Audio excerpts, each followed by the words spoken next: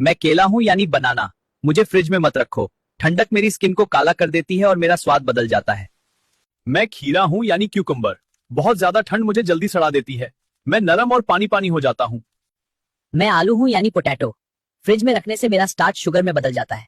इससे मेरा टेस्ट और क्वालिटी दोनों खराब हो जाते हैं। मैं कॉफी हूँ। फ्रिज की नमी मेरी खुशबू छीन लेती है। मैं आसपास की चीजों की स्मेल भी पकड़ लेता हूँ। मैं मसाले हूँ यानी स्पाइसेस। फ्रिज की नमी मेरी खुशबू और ताकत कम कर देती है। याद रखो, हर चीज फ्रिज में रखने के लिए नहीं होती। ऐसी और हेल्थ टिप्स के लिए हमें फॉलो करें। अपनी सेहत का ख्याल रखें। शुक्रिया।